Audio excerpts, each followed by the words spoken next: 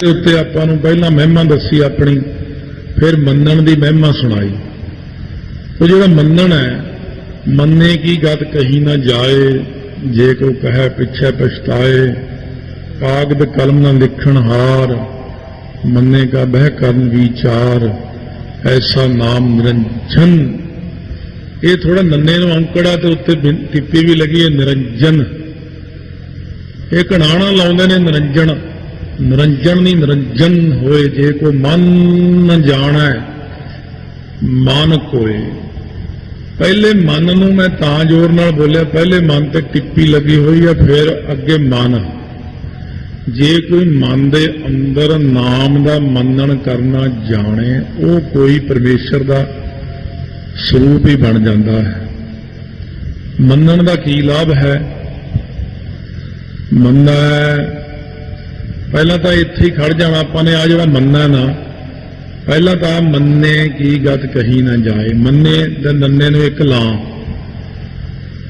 हुण आ गईयां दुलाइयां, मन्ना नन्ने नूं ला ने, दुलाइयां नै, ने नै ने नै ने नै करदे ही रहना सारा दिन, तां जाके किते ये अखर मूँह ते चढ़दे ने, ने ते नै, मन्ना।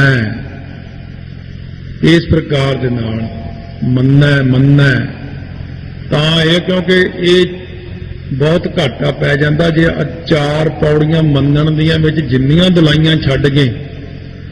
आपां मूँह जग जग फल भालना, मैं इन्ना पाठ कीता मैनूं फल मिले। महाराज कहने जा पई, वो पिप्पल दे थल्ले बैठा जिहड़ा सिख बाणी पढ़दा, वो 2 थप्पड़ ला के जाके। सिख तो कहना मैं 5 ग्रंथी पढ़दा, मैनूं फल मिलेगा, पै गए 2 थप्पड़। महाराज को रोंदा रोंदा आया, आसा दी वार दा भोग पिया।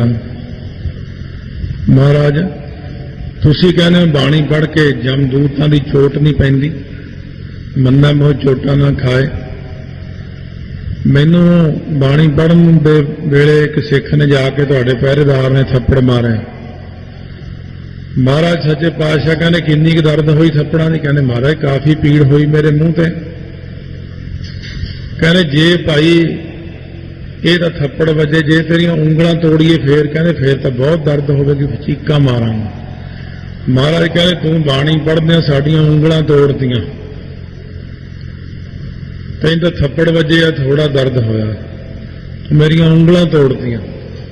कहने वो किवें महाराज? असीं क्यों उंगलां तोड़िए, तुसीं साडे सतगुरु हो। फिर सतगुरु कहने सी वो पंक्ति पढ़ करते कीमत करता जाना। अगे की है? कहने के जाना गुरसूरा। महाराज कहने आ जिहड़ा के जाना गुरसूरा, इहदा की मतलब होया? करते दी मित मर्यादा नूं करता अकाल पुरख आप जाणदा। असीं तां लिखिया कै जाना गुरसूरा, कै दा अर्थ है जां गुरु सूरमा जानदा। ते तू अगे भाई गुरसिखा कही जाना के जाना गुरसूरा, गुरु सूरमा की जानदा? ये तो अज्ञानी बनाता गुरु नूं तूं।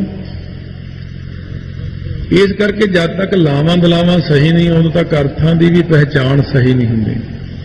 सो महाराज सच्चे पातशाह कहने लावां दलावां दा ध्यान रखो। मन्ना सुरत होवै मन बुद्ध, जेड़े बंदे नाम दा श्रवण करके, पहला आपां श्रवण करदे हां पंक्ति नूं कि प्रभ कै सिमरन गर्भ ना बसै, प्रभ कै सिमरन दुख जम नसै, प्रभ कै सिमरन काल पर हरै। ये तो श्रवण है। हुण की इहदे उत्ते मन्नण भी होया अपने मन विच कि वाकई प्रभु दे सिमरन नाल बंदा गर्भ च नहीं आउंदा, कि वाकई जिहड़ा लिखिया होया महाराज ने प्रभ कै सिमरन कारज पूरे, प्रभ कै सिमरन कबो ना झूरे, कि वाकई इस तरह ही है। जदों अपना इन्हां पंक्तियां दे उत्ते मन मन गया भई सिमरन विच इन्नी ताकत है, कि भगती विच इन्नी शक्ति है, भई सिमरन नाल सृष्टि बनी है, नाम दे नाल सृष्टि की रचना हुई है। जदों सिमरन उत्ते अपना मन मन गया, मन मनण तो बाद ही आपां वाहिगुरू कहने। जिहड़ा अपना मन ही नहीं मनदा तां कहंदे भी मैं नहीं कहंदा वाहिगुरू, मेरा मन नहीं मनदा। जदों मन मन गया सिमरन उत्ते, इस गल ते मन मन गया कि प्रभु दे सिमरन नाल ही सृष्टि की रचना हुई है, तां फिर मन्नै सुरत होवै मन बुद्ध, मन विच ते बुद्धि दे विच सुरत हो जाती, ज्ञात हो जाती परमेश्वर दी। ये मन ते बुद्ध दे विच ज्ञात हो जाती परमेश्वर दी, मन अते बुद्ध दी ज्ञात हो जाती है जीव नूं कि मन की है ते बुद्धि की है। जिवें छेवें पातशाह कोल सिख ने बेनती की, महाराज मेरा मन नहीं टिकदा, महाराज ने कहा सी तू धन है। फिर आया महाराज मेरा मन नहीं टिकदा, महाराज कहने तेरे माता पिता भी धन है। बैठ गया, फिर खड़ा हो गया, महाराज मेरा मन नहीं टिकदा, महाराज कहने तेरा पिंड भी धन है। अखीर फिर कहना महाराज मैं समझा। सतगुरु महाराज कहने भाई असी तो इस गल ते खुश हैं कि तैनूं ये पता लग गया कि तेरे अंदर मन है। दुनिया अंदर 95 बंदे पशुओं वाली जिंदगी जिउंदे ने जिन्हां नूं ये नहीं पता कि मेरे अंदर मन भी है।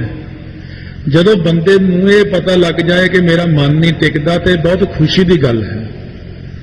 शुक्र है तेन पता लग गया कि मेरा मन नहीं टिकदा, हुण टिका लैंगा तू। बीमारी मिल गई ना, दवाई भी मिल जाएगी। जब तक दवाई असर नहीं करती, क्योंकि बीमारी का तो पक्का पता ही नहीं बीमारी है कि। हुण आपां नूं इह बीमारी का पता लग गया कि मेरा मन नहीं टिकदा, मन का ज्ञान हो गया। मन बुद्ध चित्त हंकार ये 4 चीज़ां ने, इको ही मन के 4 नाम ने। यह मन बुद्ध चित्त हंकार वक् वक्री क्रिया अनुसार उन्होंने आप वक्रो वक्रा नाम देने। घरों निकलदा घर दे बच्चे कहने मेरा पिता जी है, स्त्री कहनी मेरा पति। 2 तो चीज़ां इत्थे ही बन गई दियां।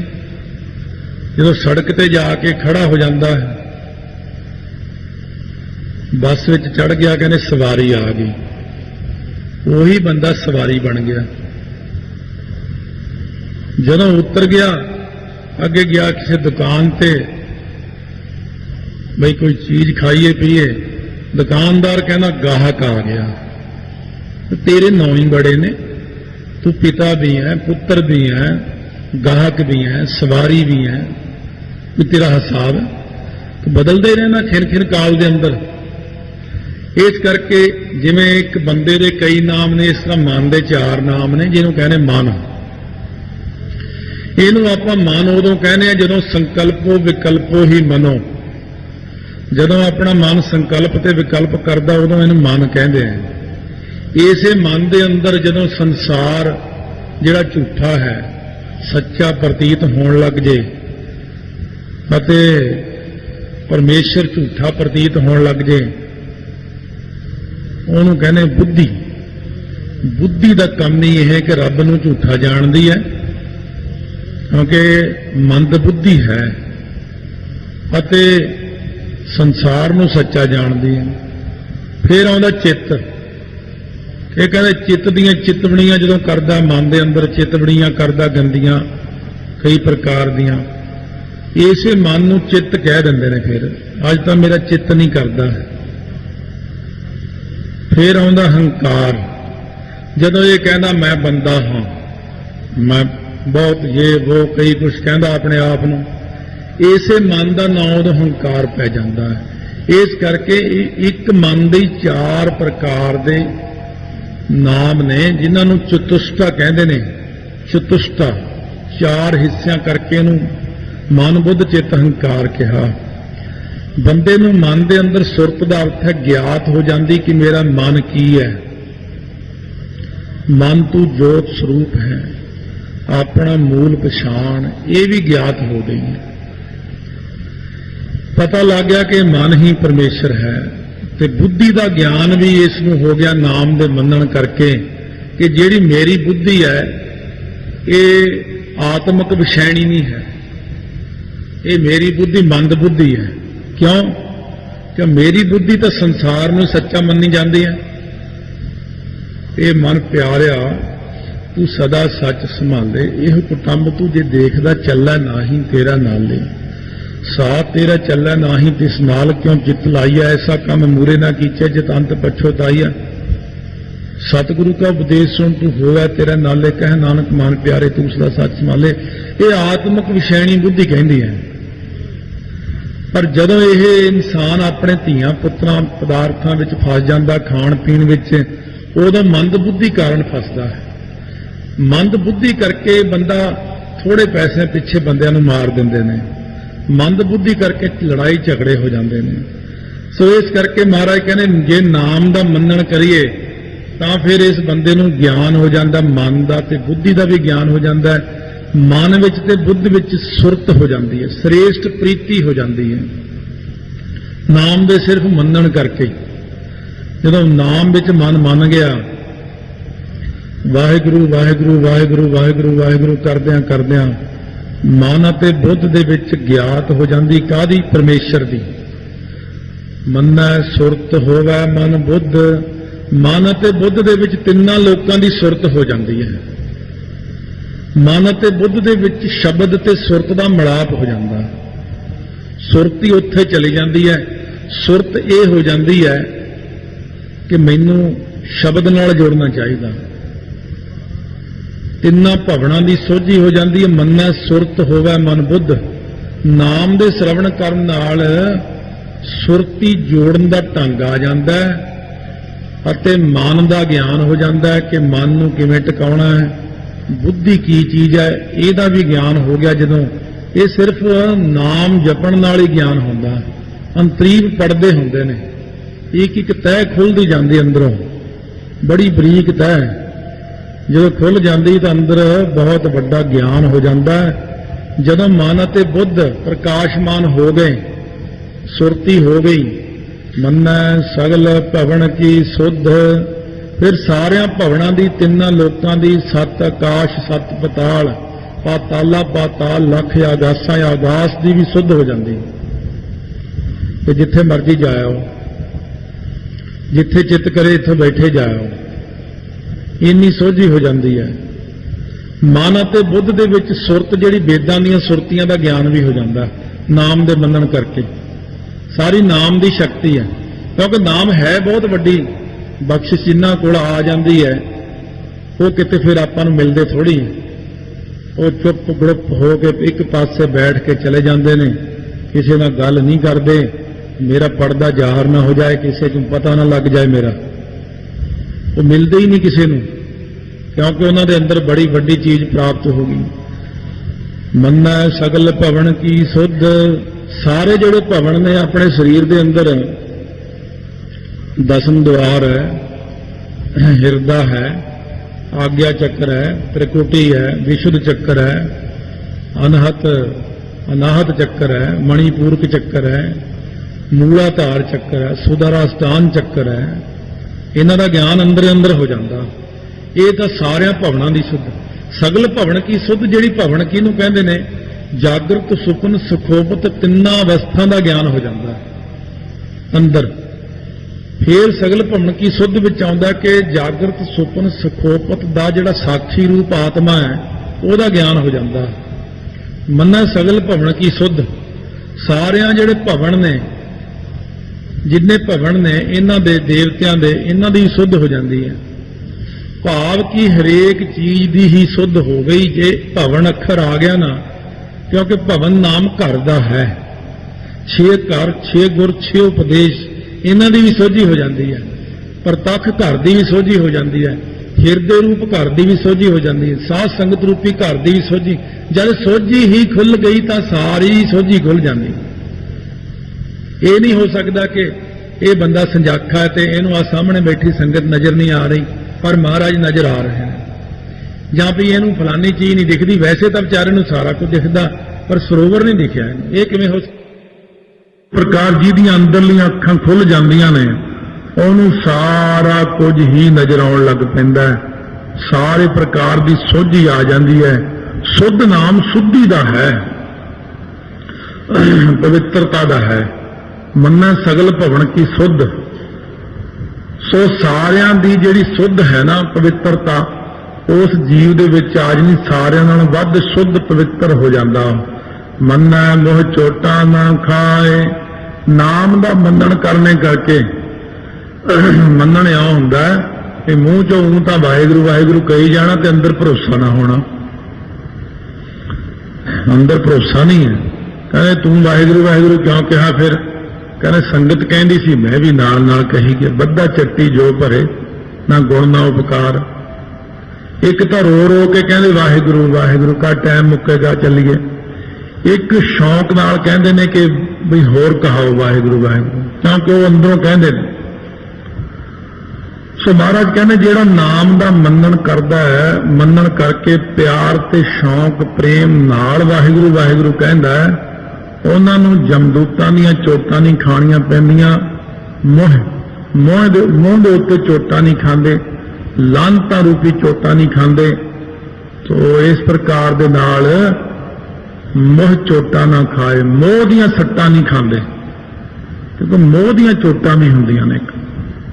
ਮੋਹ ਦੀਆਂ ਚੋਟਾਂ ਆਪਾਂ ਨੂੰ ਇਉਂ ਪ੍ਰਤੀਤ ਹੁੰਦਾ ਜਿਵੇਂ ਜਦੋਂ ਬਹੁਤ ਸਮਾਂ ਬਤੀਤ ਹੋ ਗਿਆ 1810 ਦੇ ਵਿੱਚ ਜਾਂ 11 ਵਿੱਚ ਇਹਦਾ ਬਹੁਤ ਮੁਸਲਮਾਨ ਮੰਗਲੀ ਪੈ ਗਏ ਖਾਲਸੇ ਦੇ।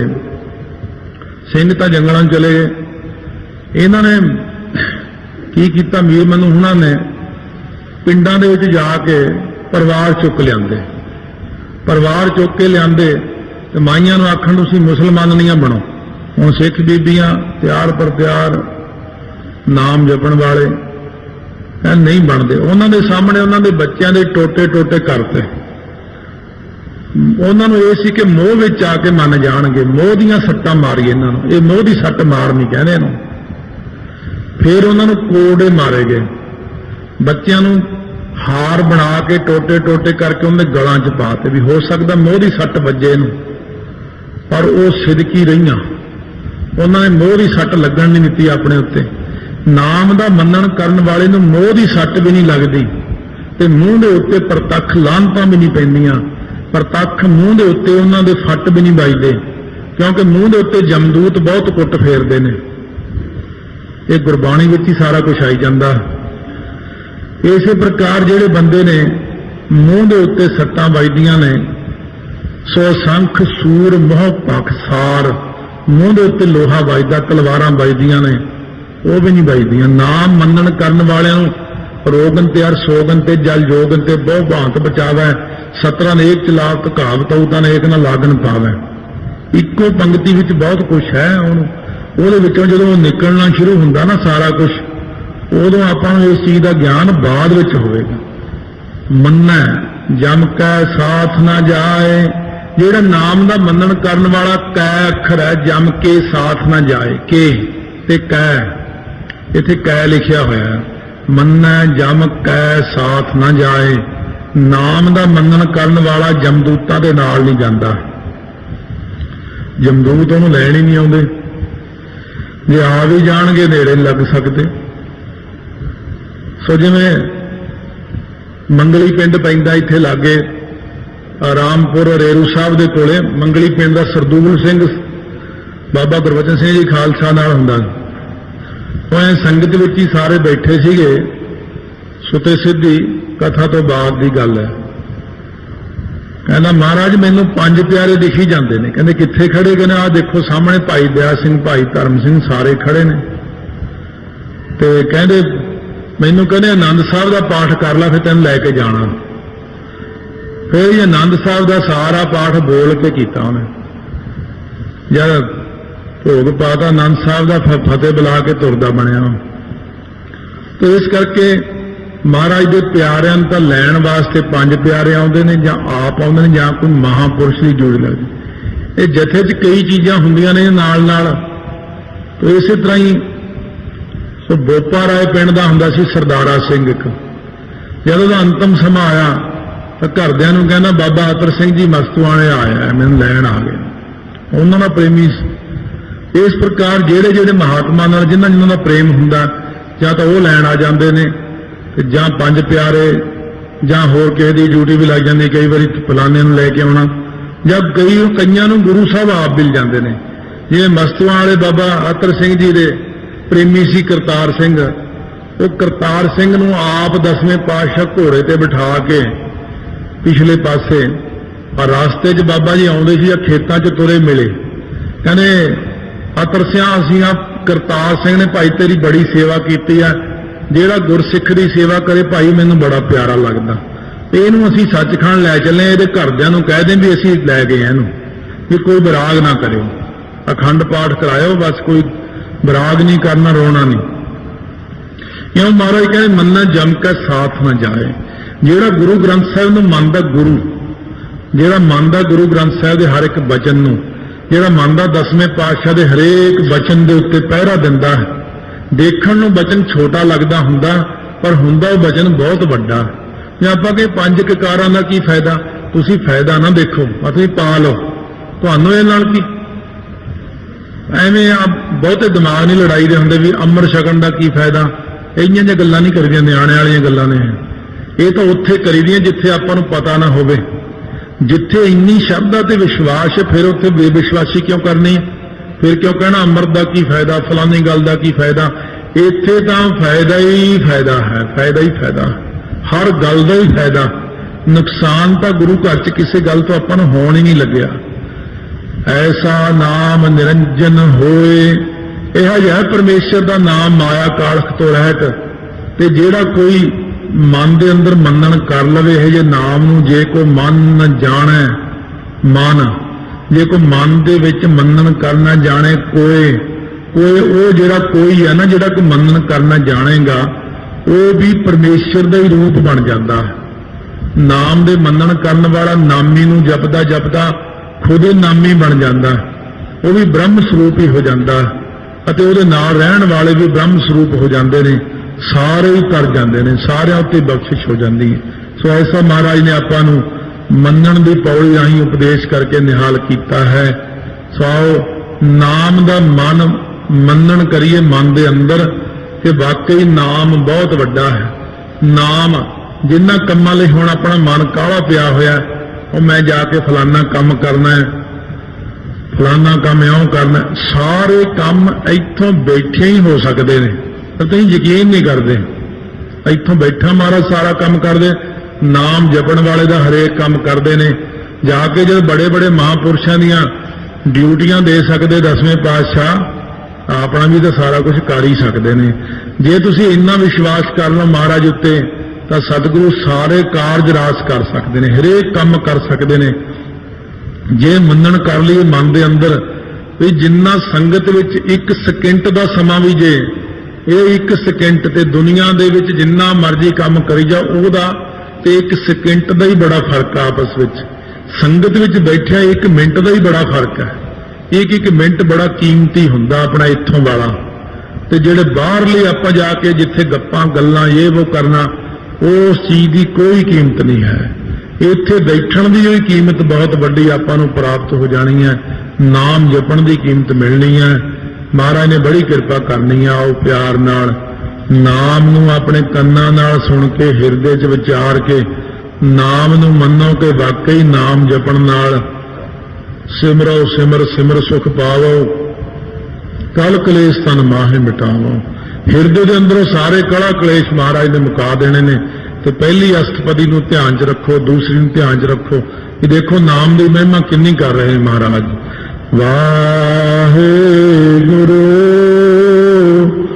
ਵਾਹਿਗੁਰੂ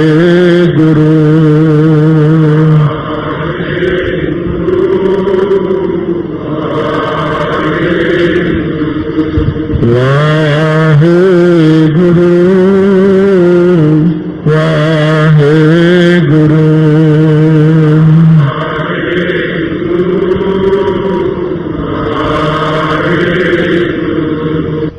ਸੱਚੇ ਪਾਤਸ਼ਾਹ ਦੀ ਬਾਣੀ ਰੋਜ਼ ਜਪਜੀ ਸਾਹਿਬ ਪੜ੍ਹਦੇ। ਜਿਹੜਾ ਬੰਦਾ ਜਪਜੀ ਸਾਹਿਬ ਨੂੰ ਇਉਂ ਜਾਣਦਾ, ਜਿਵੇਂ ਆਮ ਬੰਦੇ ਨੂੰ ਤੁਸੀਂ ਪੁੱਛੋ ਜਪਜੀ ਸਾਹਿਬ, ਉਹ ਤਾਂ ਮੈਂ ਹੁਣੇ ਪੜ੍ਹ ਦਿੰਦਾ। ਪੜ੍ਹਨਾ ਹੋਰ ਗੱਲ ਹੈ, ਪੜ੍ਹਨਾ ਗੁਣਨਾ ਸੰਸਾਰ ਕੀ ਕਾਰ ਹੈ। ਉਹ ਪੜ੍ਹਨਾ ਤਾਂ ਹੋਰ ਚੀਜ਼ ਹੈ, ਕਥਾ ਕਰਨੀ ਹੋਰ ਗੱਲ, ਉਹਦੀ ਵਿਚਾਰ ਕਰਨੀ ਜਪਜੀ ਸਾਹਿਬ ਦੀ, ਉਹਦੇ ਫਲ ਨੂੰ ਜਾਣਨਾ ਜਿਹੜਾ ਕਿੱਡਾ ਵੱਡਾ। ਜਪਜੀ ਸਾਹਿਬ ਬਹੁਤ ਵੱਡੀ ਮਹਾਰਾਜ ਨੇ ਆਪਣੇ ਤੇ ਬਖਸ਼ਿਸ਼ ਕੀਤੀ ਹੈ ਬ੍ਰਹਮ ਗਿਆਨ ਦੀ ਦਾਤ ਵਾਸਤੇ। ਸੋ ਸੋ ਸਤਿਗੁਰੂ ਮਹਾਰਾਜ ਸੱਚੇ ਪਾਤਸ਼ਾਹ ਨੇ ਪਹਿਲਾਂ ਕੱਲ ਬਖਸ਼ਿਸ਼ ਕੀਤੀ ਸੀ, ਮੰਨੈ ਸੁਰਤ ਹੋਵੇ ਮਨ ਬੁੱਧ। ਹੁਣ ਬਖਸ਼ਿਸ਼ ਕਰਦੇ ਨੇ, ਮੰਨੈ ਮਾਰਗ ਠਾਕ ਨਾ ਪਾਏ। ਜਿਹੜਾ ਬੰਦਾ ਕੋਈ ਗੁਰਮੁਖ ਸਤਿਗੁਰੂ ਦੇ ਉਪਦੇਸ਼ ਦਾ ਮੰਨਣ ਕਰਦਾ, ਵਾਹਿਗੁਰੂ ਨਾਮ ਦਾ ਮੰਨਣ ਕਰਦਾ, ਗੁਰਬਾਣੀ ਉੱਤੇ ਭਰੋਸਾ ਕਰ ਲੈਂਦਾ, ਮੰਨਣ ਕਰ ਲੈਂਦਾ, ਉਹਨੂੰ ਜਿਹੜੇ ਮਾਰਗ ਨੇ, ਰਸਤੇ ਨੇ, ਪ੍ਰਤੱਖ ਦੁਨੀਆ ਦੇ ਮਾਰਗ, ਉਹਨਾਂ ਵਿੱਚ ਕੋਈ ਰੁਕਾਵਟ ਨਹੀਂ ਪੈਂਦੀ। ਗੋ ਗਿਰ ਸਾਗਰ ਮਾਰਗ ਦੇਈ, ਉਹਨਾਂ ਨੂੰ ਗੋ ਧਰਤੀ, ਗਿਰ ਪਹਾੜ ਤੇ ਸਾਗਰ ਸਮੁੰਦਰ ਵੀ ਰਸਤਾ ਦੇ ਦਿੰਦਾ। ਜਿਹੜਾ ਬੰਦਾ ਨਾਮ ਜਪਣ ਵਾਲਾ, ਉਹਦੇ ਲਈ ਕੋਈ ਰੁਕਾਵਟ ਨਹੀਂ। ਦੁਨੀਆ ਲਈ ਰੁਕਾਵਟ ਹੋ ਸਕਦੀ ਹੈ ਕਿਸੇ ਗੱਲ ਦੀ, ਪਰ ਨਾਮ ਜਪਣ ਵਾਲਿਆਂ ਨੂੰ ਮੰਨੈ ਮਾਰਗ, ਰਸਤੇ ਉੱਤੇ ਠਾਕ ਰੁਕਾਵਟ ਨਹੀਂ ਪੈ ਸਕਦੀ ਕੋਈ ਵੀ।